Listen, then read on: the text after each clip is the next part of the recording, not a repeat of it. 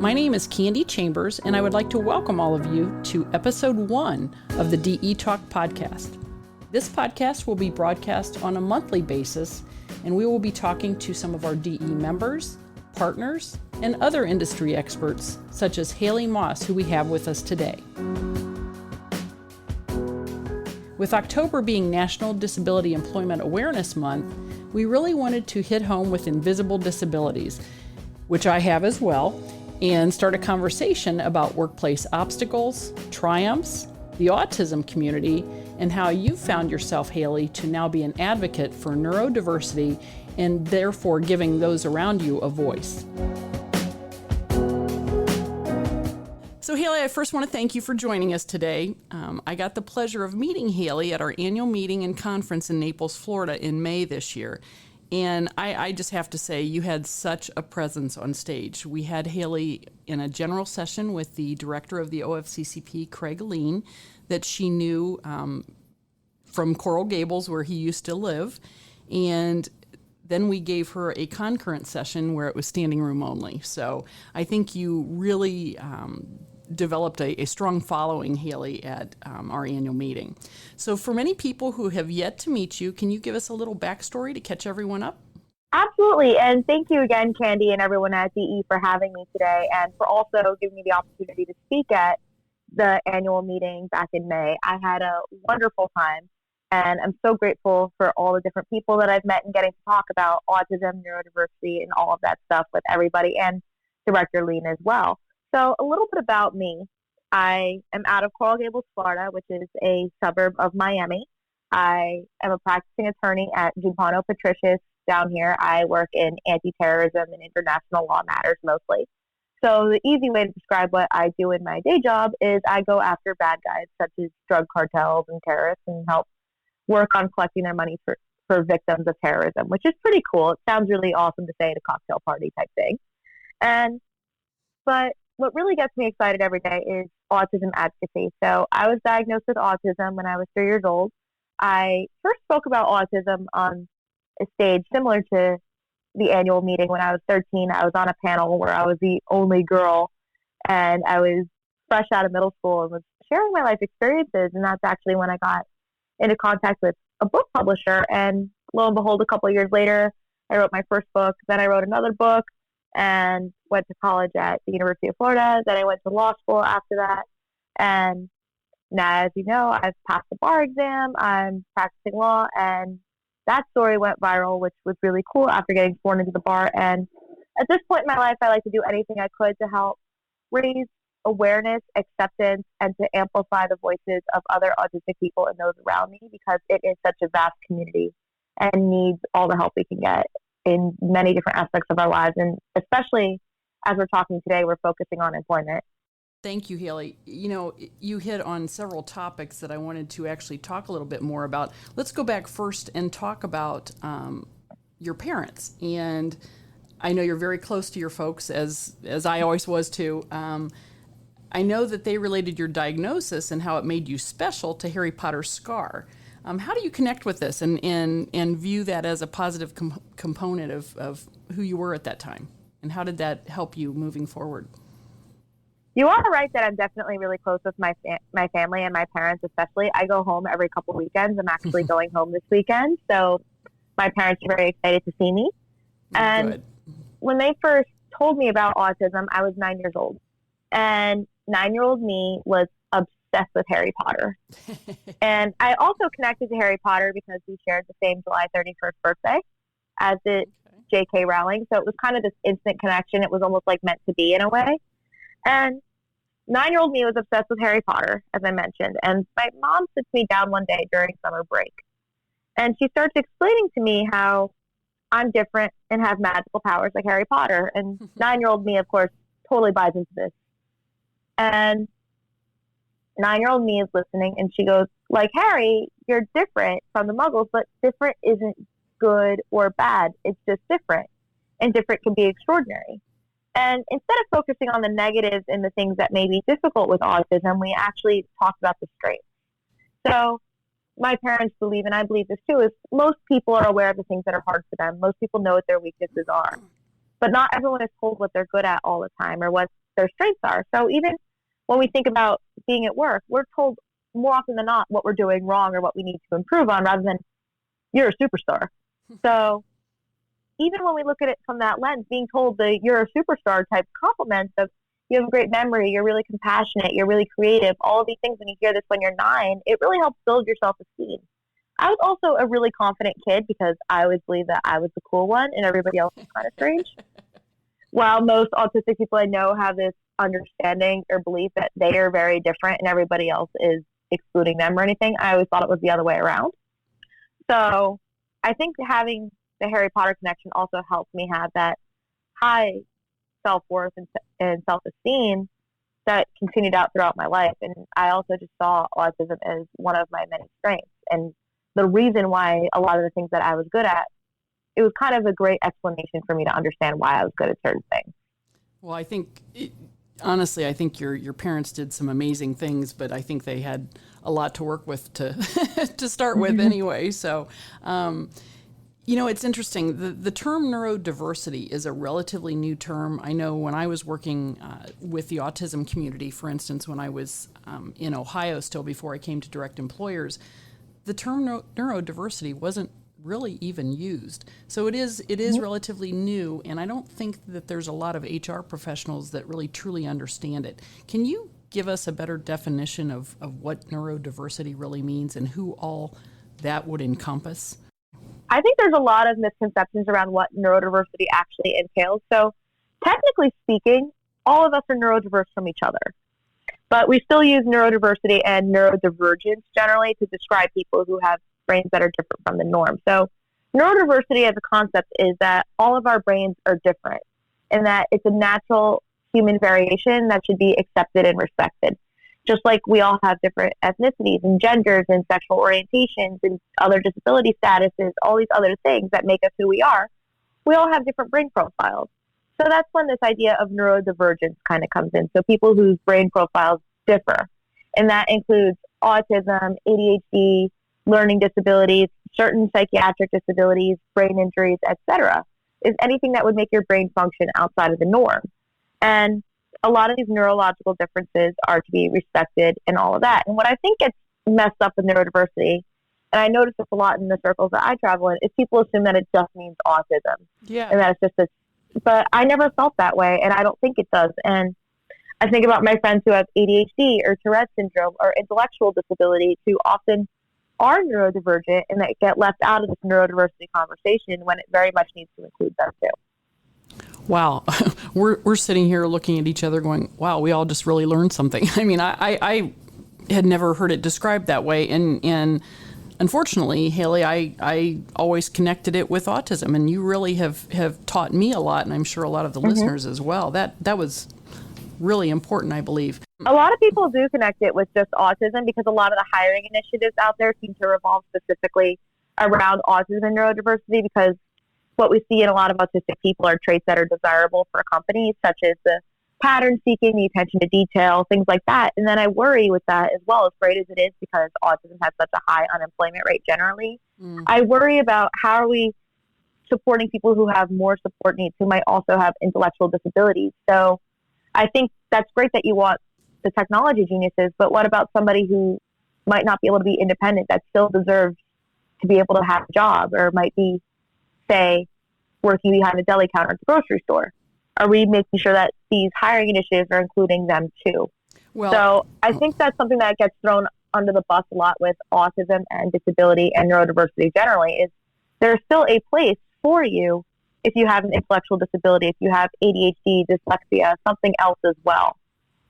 You know, you're exactly right. And honestly, I think a lot of parents are told, especially with kids with various disabilities, but a lot I've heard it happens with parents who have children with autism or on the autism spectrum, that their children will be lucky to have friends or hold a minimum wage job. They won't be able to ever leave home, et cetera, et cetera. And when I was actually working as a government contractor, I would try to include people that work with people with disabilities and have them come to our office and come to our distribution centers and say, what types of jobs could some of your, candidates with autism hold? I mean, there are some that are more seriously impacted, some that are higher on the spectrum. There's a big diversity of people on the autism spectrum. And, as you did, I mean, you're a perfect proof that you're probably higher on the autism spectrum, and look at you, you're an attorney, but there are others that are more severely impacted that maybe don't have that ability to be an attorney, but they can certainly have a job. And I think that's Absolutely. where the employment community has to actually learn that there's a place for everyone, and I think that's the important thing. How do you? It's interesting. You've turned your autism diagnosis into a strength. How did you do that, or did mom and dad help move that forward, or was that just Haley Moss? Oh, mom and dad definitely helped move that forward. I don't take credit for everything because it's just not true that I did all the things, even though I do realize a lot comes from within and the effort that I put in, but I always think everything is a team effort. So it always takes a village to raise a child, but for me, I think with disability, it takes an even bigger village and maybe more support. And something that you mentioned that I thought was interesting that I wanted to maybe clarify a little bit more too is when you talk about being higher on the spectrum or different needs. And that not everyone could be an attorney, for instance, but I don't disagree with you. But I think there's something that gets thrown under the bus a lot, or at least doesn't get talked about, is that I still do have lots of struggles and things that you might not see perhaps in the office. And I was talking about this at a conference the other week is, I can pass the bar exam. I can write a motion. I can write a contract. I can go through data and sort through things and do all these things at work, but I have no idea how to use a hair straightener. My apartment looks like a human tornado came through it. My apartment looks like a human tornado came through it. I can't figure out the spatial relationships of parking my car. I can't do all of these different things. And if I tell you that there have been towels in my dryer for 3 days on top of I can't park and all this other stuff, you might think, well, that person is quote unquote low functioning. No. So no, it's Haley, really all about what you say. Yeah, no, if I just tell you all that stuff and not I have a job, I have a family, I have my family, I have my boyfriend, I have all this stuff. I tell you all that stuff, and then I tell you like, you're like, okay, that person is high functioning, and I tell you I can't park, I can't do this, I can't do that. You'll go, that person seems to check off a lot of low functioning boxes, which is why I don't say I'm high or low functioning at this point, because it seems to be a day in, day out thing. Even just not being able to remember at one point, I'm like, I could barely remember to take medication, for instance, if I don't feel good, things like that. And it's really just functioning, I think, is such a spectrum as well. So it's how do we support people with different needs and what your needs are. So for me, my needs at work are definitely less than somebody else, for instance. Well, you know what?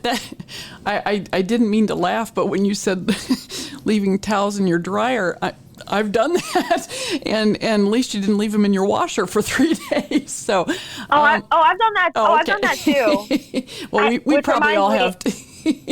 Which reminds me, now that I'm home, I got to see if I have a load of laundry that's still in the washer from like yesterday or the night before. I think the towels are done because I know I took the towels out last night. So that's a plus. You know what, Haley, honest to God, that's exactly why people love you so much, because you're just so real. And honestly, I mean, I'm laughing because I literally was getting ready this morning thinking, oh crap, I got to get those towels out of the dryer. So you know what, you're not alone. But that is a really good point. And I think maybe not being able to park your car or leaving towels in your dryer or whatever, that's not going to necessarily impact your ability to do your job, but I think exactly. But I appreciate the description that I needed actually about the autism spectrum. And to that point, you said in your presentation at our conference, when you said that if you've met one person on the spectrum, you've just met one person. So I think that kind of helped elaborate on that a little bit. But can you maybe go into a little bit more about my inappropriate, I guess, use of low functioning versus higher functioning? I mean, it's not inappropriate. I mean, some people just identify with those things far more than others. And I think usually in the para and medical community they do. I just don't, because I realize, there are times I could be this lower functioning person based on what symptoms and what traits you're looking to describe at any given time, that you could really separate out things and have a very different picture. That being said, every person on the spectrum is different. So as you know, the spectrum can affect or impact anybody. So it doesn't matter your race, gender, ethnicity. sexual orientation, where in the world you're from, your socioeconomic status. So everybody on the spectrum is innately diverse in that way. Even getting to talk about women on the spectrum, because we are diagnosed far less often, is different. And every person presents differently. I know plenty of tech geniuses. I know artists. I'm pretty sure if I come to think of it, I could probably name somebody who's a hairstylist who, unlike me, knows how to use a straightener. So, and then I meet people on the spectrum who don't remember, who can do all of these really complex things, and then they can't clean their house either. Or then I meet other people on the spectrum who are just immaculate neat freaks. So you can see it really is individual based on everybody. And then, as you know, you meet people who might be non-speaking or non-verbal or using like iPad apps to communicate, that you really do see so many different things, and you see different IQs, you see different ways of communication, you see different ways to express themselves, even just how our bodies move, because a lot of people on the spectrum sim to get that sensory stimulation and what overloads them. So different things and different challenges for different people. So the things that might bother me are not the things that might bother somebody else. And the things that I struggle with might be easy for somebody else. So that same natural variation, it's just like you can't say all women are the same because we all have the same anatomy. You know, that's a really good point. And I like your discussion about the diverse community, because it doesn't matter if you're a different race, different gender, different socioeconomic status or anything. It is interesting, and I don't think people in general think about neurodiversity as just being another type of diversity. You know, I think they like to use the term autism or the name of a disease, diabetes, you know, and I really like your tie of neurodiversity into the other protected classes and, you know, those diverse groups as well, because that does make a lot of sense. Makes a lot of sense to me, and I'm sure it will make a lot of sense to other HR professionals as well. Absolutely. And I don't see neurodiversity and disability as two very separate things, because I still think that disability is diversity. And I do think even having a neurological or developmental disability means that your brain works differently, and it should be accepted under neurodiversity. So I fall into both camps of neurodiversity. For me, is both something to be accepted, and it's also still disability. So it really is an interesting line to toe, because there are people like, it's not just a quirk. I think autism is very much a disability, especially if you do have more needs as well.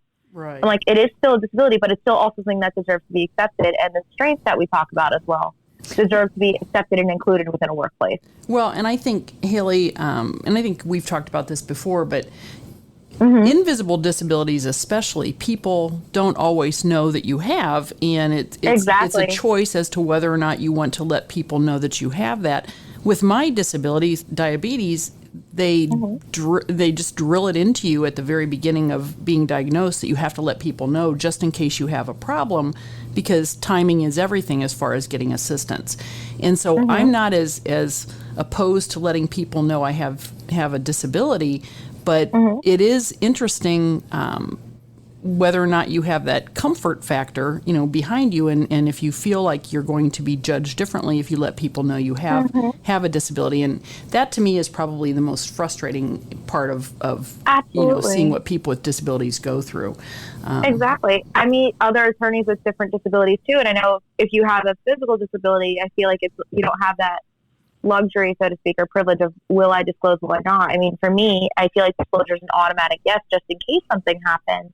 And also because I have no shame in who I am, and I don't, and I also just want wherever I am to accept me for who I am. Exactly. Yep. I've met an attorney not too long ago who I believe had Ehlers-Danlos syndrome, and her thing is she'd commute to court and stuff in sneakers because of her joints. And the minute she'd get to work or anything, she'd put on obviously different shoes. I do the same thing because I hate wearing heels all day, and I can be found often in flip flops or sandals, but luckily where I am is cool with that sometimes. So, but this attorney was telling me about the sneakers, and then she's like, and I'm like, do they know? She's like, I don't feel like I'm ready to tell them yet. And I was like, okay.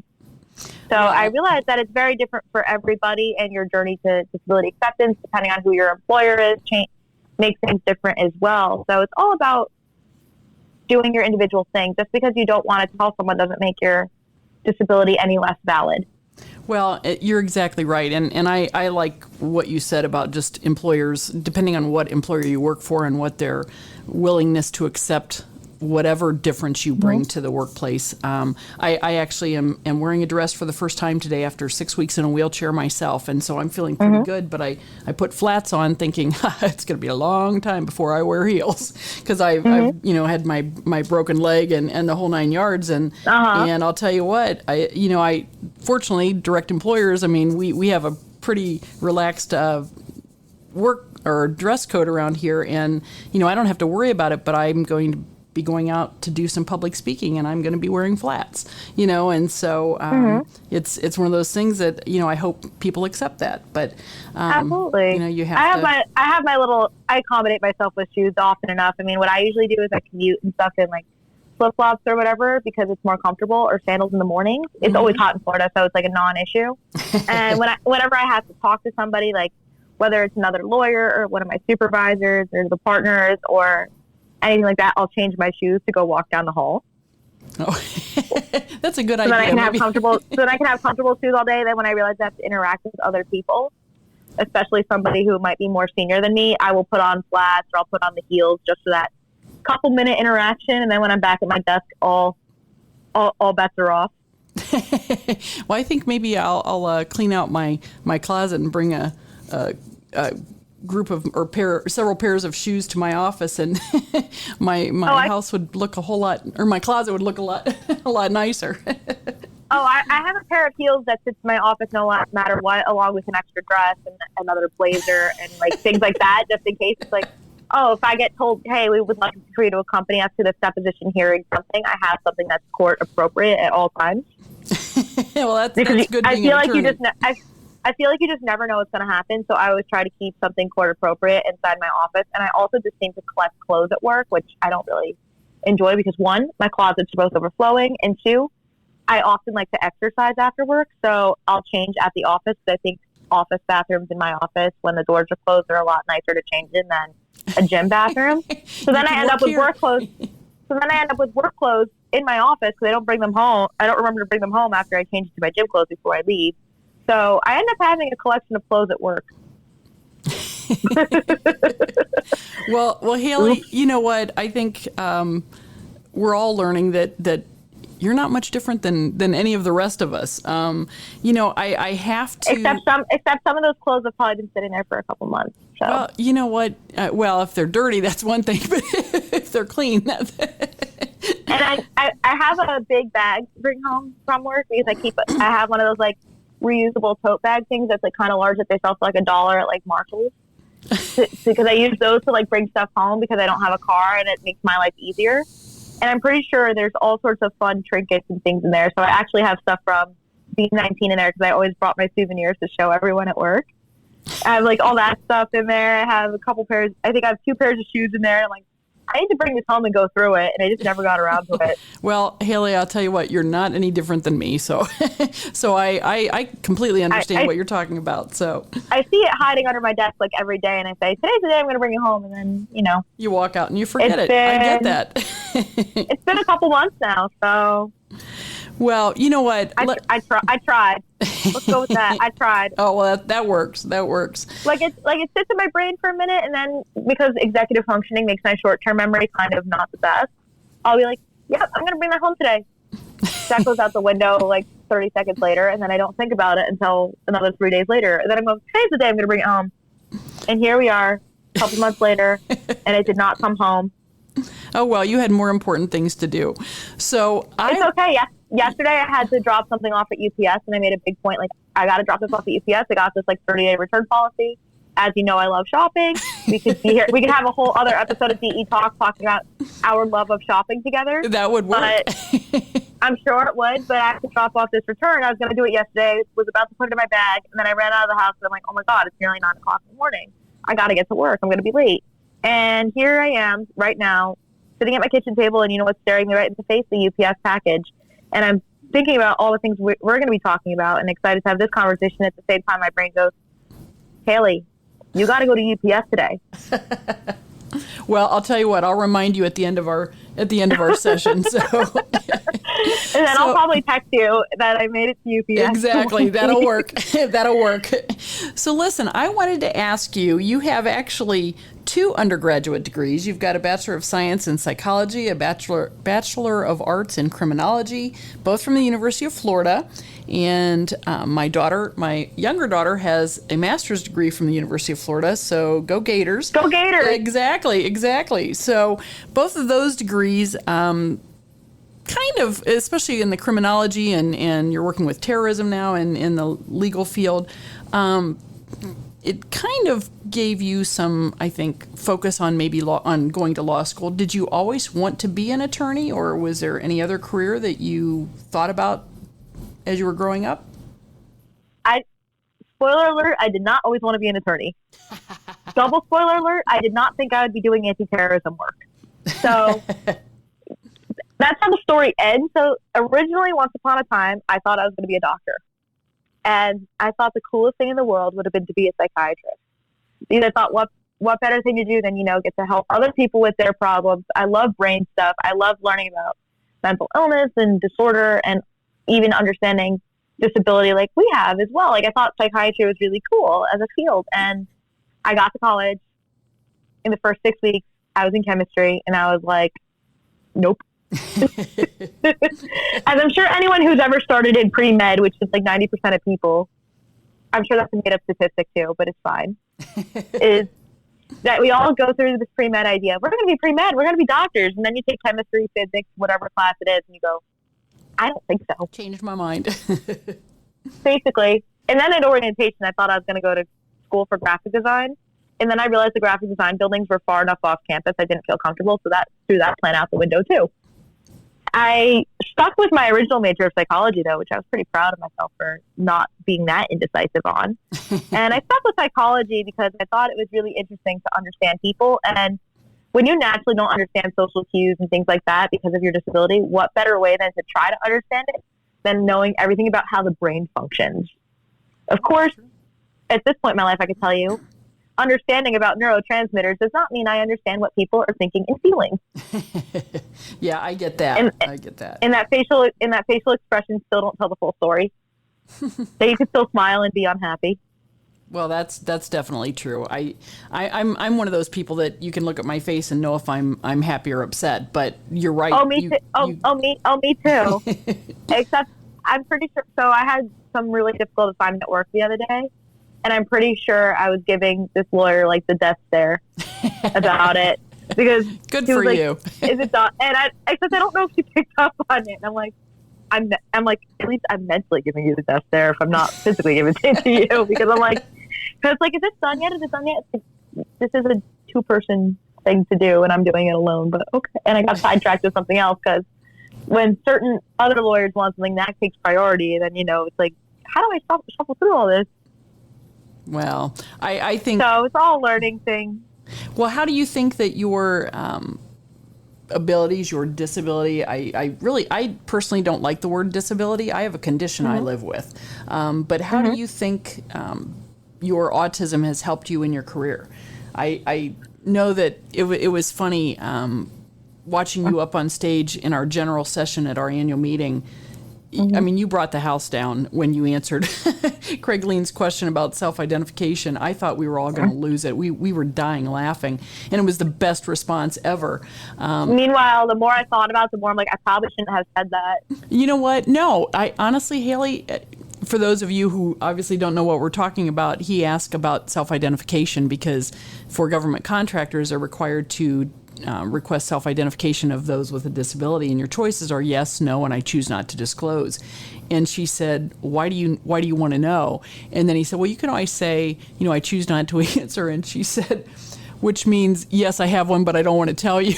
And I thought the house was... It's true. Well, exactly. And we've been saying that. It means, yes, I do have a disability. I just don't want to talk about it. It's like... Exactly. It's like, just answer. It's like, if you're going to put that on the thing, just put yes and no. I know. Or if you say prefer not to disclose and just leave it at that, even though that definitely means I do and I don't want to tell you. Well, especially in a yes or no question compared to like those surveys that ask what your current income is and they have like 50 different brackets on there, and then there's a prefer not to disclose. It's because I make way more than that or way less than that. Or I just don't want to tell you. Right, exactly.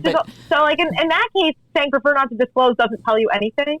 But in disability, prefer not to disclose literally means I have a disability, but I don't want to talk about it. Well, Haley, I honestly do believe that your answer was spot on. And I think not everyone feels comfortable in telling the director of the OFCCP something like that. And I think the fact that you knew him... I guess we could say that it's just strength that I just don't remember to shut off the social filter. So a lot of people on the spectrum do a lot of masking and trying to pass because there are a lot of social norms and rules we need to follow because of how neurotypical society is developed. And sometimes I notice this, I slip or I refuse to do the masking thing. I'm like, you know what, I am who I am.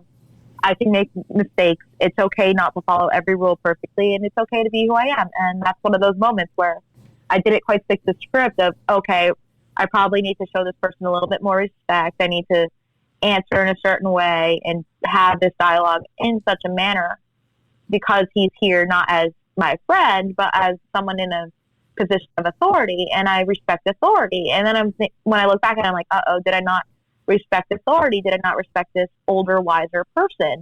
You know what? And then I'm like, I was just answering the question as honestly as I humanly could. Exactly. And you know what, Haley, I think you did a lot with that response. And I know Craig, I don't know him as well as you do, certainly, but I don't think he was offended by that at all. He laughed. He took it well. And I think it's important for people to hear you say that because he knows you. He also understands autism, and he got it. And it was a learning opportunity for him, and I think he took it as that. So one thing that I really want to ask you about, you've been called a lot of things, an inspiration, and we're going to talk about that in a second, an inspiration, a trailblazer, an advocate, a champion, a role model, all positive attributes. And at our annual meeting in your concurrent session, you commented about not wanting to be called an inspiration. Can you explain?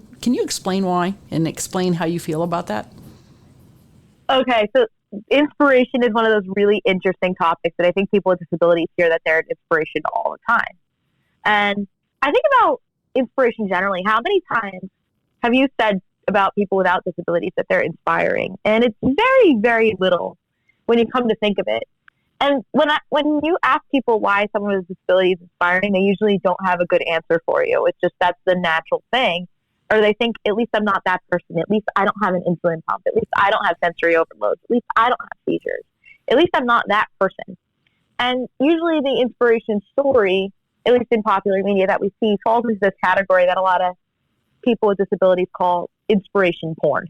And they use that very deliberately because they're stories designed to make non-disabled people feel good about themselves. So when I talk about inspiration porn and inspirational stories like that, my quintessential example is the high school quarterback taking the kid with Down syndrome to prom.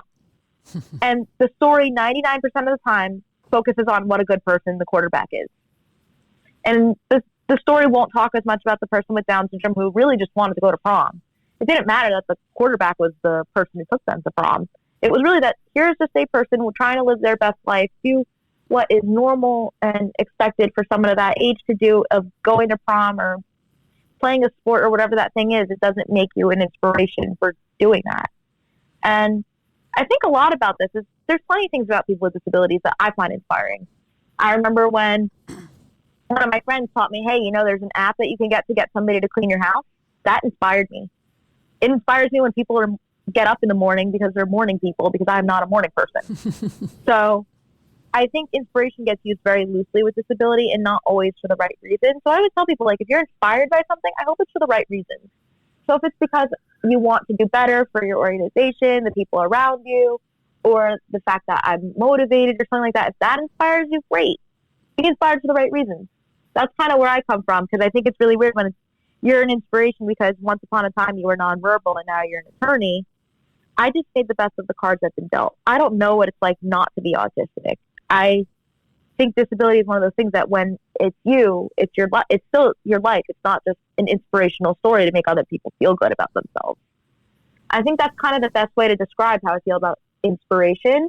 because I'm okay with it. If people tell me I'm an inspiration, I'm still going to nod and say thank you. And if I really want to dig deeper on it, I might ask, why do you feel that way? And that's when the good answers come out, because people do, I think, mean it in such a way that you do want to be inspired, and it isn't just your story. Because if it's your story, it's like, but this is just my life. This isn't a story. That's exactly that we right. can sum up a story. Exactly. And I think about my story, and I'll tell my story, and people will start clapping when I tell them I passed the bar and became an attorney. And I say, if I took autism out of this equation, and your headline was "Woman Passes Bar Exam, Gets Sworn in as an Attorney," are you going to be clapping? Are you going to be saying I'm an inspiration? Well, you know what? Everybody falls kind of silent there, because as much as I hate to admit it, there's like 110,000 lawyers or something in Florida. Well, you know what, Haley? My older daughter's an attorney. She went to Miami of Ohio and then to DePaul in Chicago for law school. And I know how difficult law school is just from watching my brilliant daughter try to figure out how to get through it. And she's successful today. But I know what your parents went through watching you go through it too. So it's a tough. It definitely is tough, and I think it's inspiring when people do make it through law school too. And I think that what's inspiring is the amount of obstacles that you have to overcome, especially when law school is already hard enough and getting there is hard enough, and that there's other obstacles in your path because you are a person with a disability. And getting through all that is what's really awesome. And then at the same time, I get upset about it because those obstacles shouldn't exist. You say that the obstacles shouldn't be there? Yeah, that those obstacles that people with disabilities face in academia and all these places shouldn't exist. I shouldn't have to worry about that. I always say that the best day that will come, and as much as I love getting to have these conversations with you and everybody that I get to talk about disability and autism with, the best days are when we don't have to do this. Because we are so accepting that we understand that at times, and I said this at NDEAM as well, it was the social model of disability, is that the society around us could be more disabling than the actual diagnosis or disability. Exactly. Well, let me ask you this. What advice can you offer employers who want to recruit neurodiverse candidates? What can an employer do? I think what's important is to leave your biases at the door, number one. So I think a lot of employers and people have preconceived notions of what neurodiverse people and people on the autism spectrum are like and will do, and based on stereotypes, media, and all that. So even look at what's on TV. Your normal autistic person or character is usually some kind of tech genius, some kind of STEM genius, usually a dude, really awkward, fits all these boxes that sounds like a DSM checklist almost. And not every person on the spectrum is going to look or sound like the DSM checklist. I still think it's funny that at times it's assumed at work that I'm a tech genius. And as you know, I'm a lawyer, not exactly a tech genius.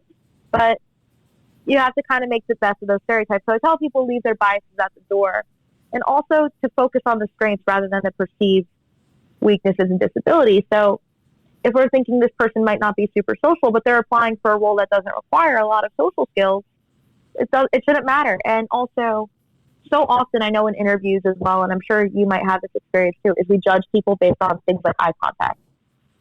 Things that what? Eye contact. Oh, eye contact. Oh, yeah, you're exactly right. And for me, eye contact is very uncomfortable and unnatural, as it is for many people on the spectrum.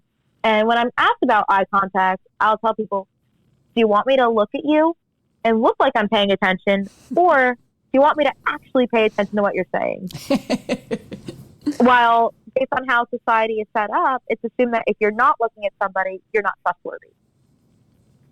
That's interesting. You know, because a lot of studies and stuff will show that managers and things see eye contact as a sign of trustworthiness. Well, I think you've hit on a really important point. And again, that's just the lack of education that everybody has about various types of disabilities, and especially hiring managers, recruiters, you know, and obviously they can't be expected to know everything about everything, but you know, but eye contact, I remember you and I talking about that at NDEAM, and I have to admit, I didn't realize that, you know, some people with autism have a problem with eye contact or the sensory perception issues. And, you know, that's just something that people, number one, people need to be open to learning, But I like your comment about leaving your biases at the door, and I'm a big fan of asking a question if something is kind of unusual or whatever, or if someone has a disability and they're in a wheelchair and you think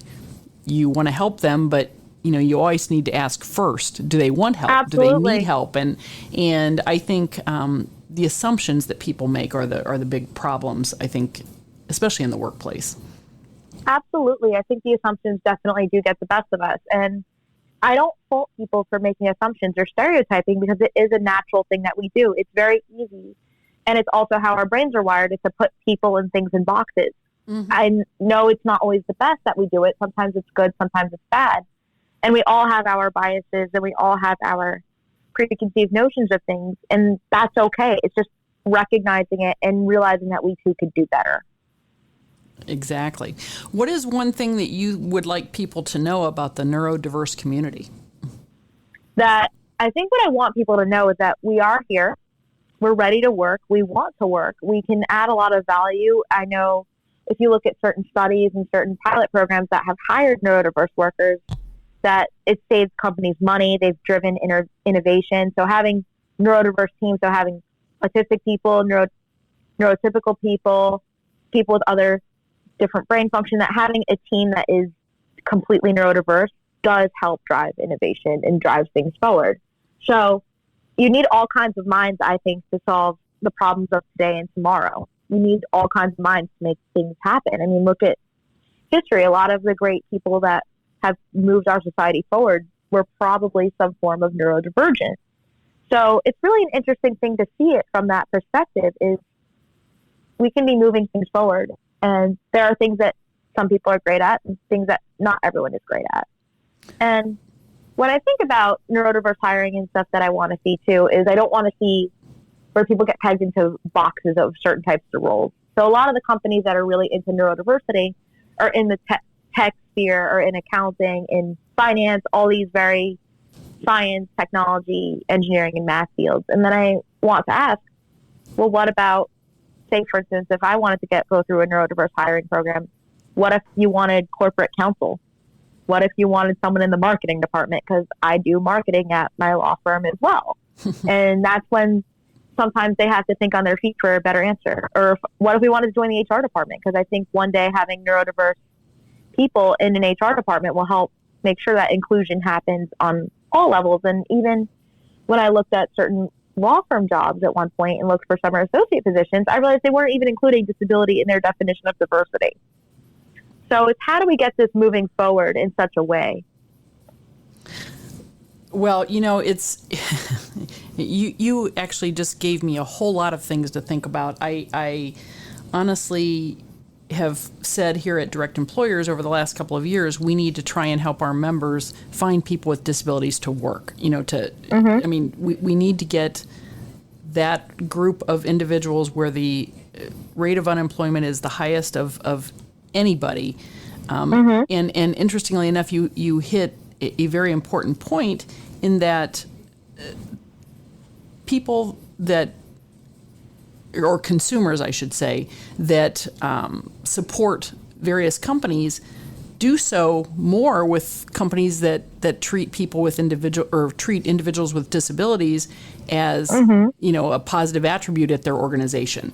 And we talk about showing your culture at your various company, letting them know that you welcome people with disabilities. And like you just said, the companies that do a lot of work with the neurodiverse community. So obviously those companies are well known. And like I said earlier, there's a place for everyone, depending on whatever type of work you do. You are not only an attorney, you're an artist, you're an author. I mean, you pretty much do it all, Haley. You wear me out when I think about everything. I wear myself out, and people ask me all the time, like, how do you do it? Do you ever take time to rest? I'm trying, and I'm still, oddly enough, I'm still behind on stuff. And I feel have to remind people, like, because as much as I love what I do in disability world, and I love getting to have the conversation that we do, people tend to forget that I actually practice law full time. Oh yeah, that other job that lets you go shopping, right? I mean, it's kind of a thing, but I actually practice law. So, well, let me ask you this: what you kind of talked about marketing and some of those things. What other strengths and skill sets do members of the neurodiverse community bring to the workforce? I think it really depends on the role, but I think a lot of us are very detail oriented. We really do want to make you happy. Like, I know I'm a people pleaser, so I want to do the best for everybody. I want to be fair to everybody. I want to be able to help make things the best they could be. And I always have ideas. So I was the one who got our firm on LinkedIn. I had the whole strategy rolled out. I'm the one who, obviously a lot of the posts need to get approved by the powers that be, but I still have the ideas of, okay, we got a new attorney in the firm. I want to welcome them properly. I run the website. So I do all sorts of other little things in that regard too, because I find it fun.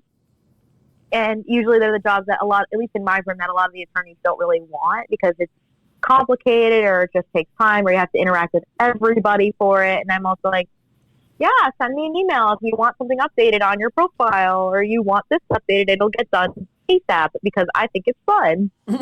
So, and I also like wearing a lot of different hats, because I also realize this is how I can continue to grow. And also for me, it's with neurodiversity, and this is something that I got to talk about with another employers. We talked about it's still having these neurodivergent candidates and new employees. They're still part of the company culture. They're not just part of some pilot program. They are full-fledged employees of wherever you're working. Exactly. My job title is exactly the same as every other associate. And for those of you who went to NDEAM, you know that I went to NDEAM with another associate from my firm. Mm-hmm. We have the exact same job title. Our responsibilities are a little different because we work on different cases, but we have the same job title and things like that. Is that I'm not special, so to speak, because I'm neurodiverse and that I'm part of some other program, for instance. Well, you know what, Haley, I think, again, a lot of employers, they talk about accommodations and they all think that they're too expensive or whatever. And actually accommodations are very, very inexpensive. What accommodations do you think employers can provide to create a better working environment? You're right that most accommodations don't really cost that much. I believe the average accommodation, according to DOL, is about $500. Exactly. And most of them cost nothing. So for me, things that make my life a little easier that I don't usually have to ask for, which is really nice, is even sometimes being able to listen to music while I work to drown out background noise of when my coworkers are talking and I need to focus. Or I can close my door, or I can go for a walk if I need to take a break, or because I feel overwhelmed. Or I could tell someone, hey, you're giving me a lot of things to digest at once. So one of the associates that I'm working with, we're working on this really expensive task, and she gives so much information at once. And she realizes that it overwhelms anybody. And for me, I'm like, you're right, it's really overwhelming. Can we break this down into a couple different discussions so then I can at least focus and get something done? Because if you say too much, it's all just going to go mumbo jumbo in my head. And then why did we just have this conversation? Right. And it's even, and I remember the first time I had to write a motion, I was told, go write this motion, and I had no clue what I was doing. And then I remember going back, and I stared at the screen for about an hour because I had no clue what to do. And obviously, you can't really bill your clients for just staring there for an hour. So well, you know what? I remember going back and saying, I don't know what I'm doing. I don't quite understand this. Can we break this down somehow? And then it was taught in such a way of, okay, start with the statement of facts. Then we'll do that first, have that done first. And then we'll do the argument, and then we'll do this, and then we'll do that. But so it was broken down in such a way that I was able to get the complete motion, but it was due in little chunks. So then I was able to get it done. And now when I'm told to go write a motion, I know how to do it because it was broken down for me in such a way. Haley, you know what, Haley? I honestly can't believe that that's not good information for any new associate. Mm-hmm. So obviously you had the guts to ask for it, but really that's good knowledge for any new associate to have, and any good teacher should teach you how to do it in a way that's understandable to any entry level employee, so. Absolutely. And absolutely. I'm a fan of curb cut effect. So that's the whole thing with the ADA, with when the sidewalks are changed, it helps impact everybody. And I'm a fan of that because I think if we're able to help the most marginalized people in the office somehow or make something more accessible, it ends up benefiting everybody. So If even an employee manual is written in plain language because you have somebody who has an intellectual disability who might not understand all the technical mumbo jumbo and jargon, if you have it broken down in such a way that's plain language, it benefits everybody, not just the person with an intellectual disability. Exactly. So I'm a fan. If you can help the most marginalized people in your workplace, you end up benefiting everybody. Even if it's having, I know some workplaces that I've been to in their attempt to be inclusive as can be, will be fragrance free because you might have allergies or you might have increased sensitivity or something else that perfumes or cologne or whatever might affect your sensory processing or other allergies or other conditions. So in those workplaces, it's okay. And then you realize, oh, this benefits everyone because some of us just really don't like putting perfume on in the morning. Well, and people with allergies have problems with that as well. So there's all sorts of... So it ends up benefiting everybody. So that's how I see a lot of accommodation and a lot of things that on a general level. Even for me, sometimes I realize, and I realize this when I speak a lot, is fluorescent lighting could just give me a headache. Well, you know what?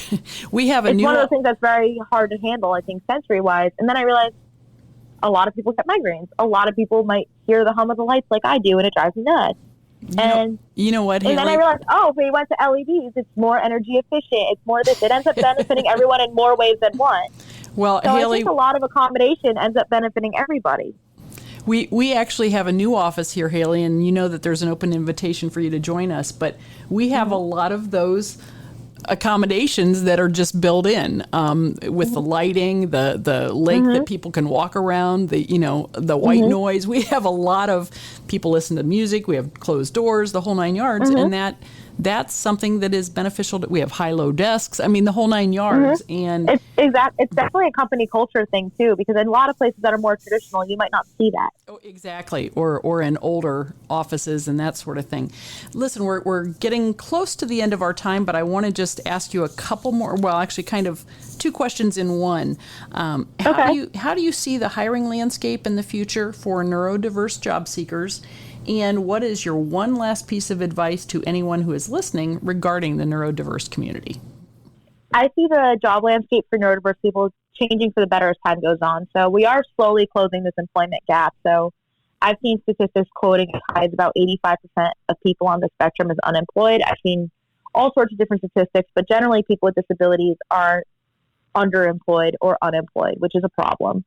But I see this changing because as we are bringing more neurodiverse people into our companies, think about someone like me. I'm 25 years old right now.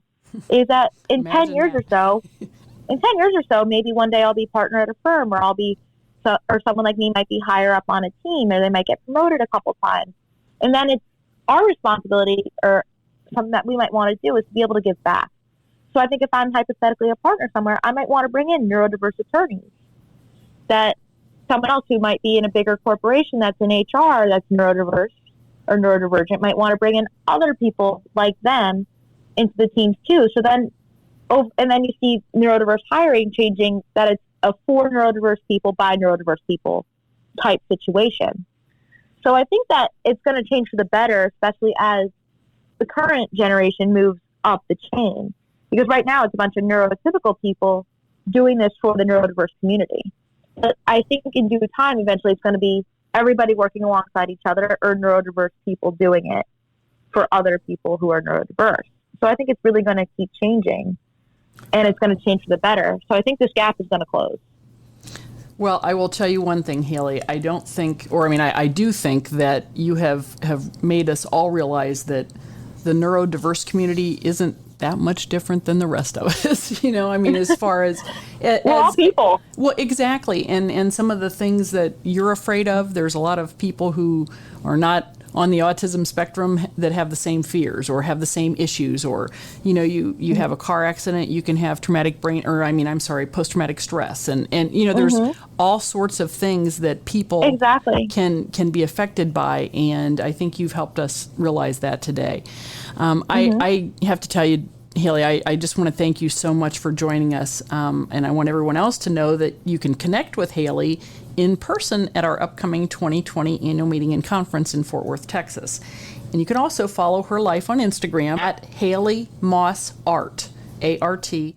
We'll also link all of this in a short blog post as well, so you can grab all of the links later. Haley, again, thank you so much for being part of our first DE Talk podcast, and I want to thank all of our listeners for tuning in.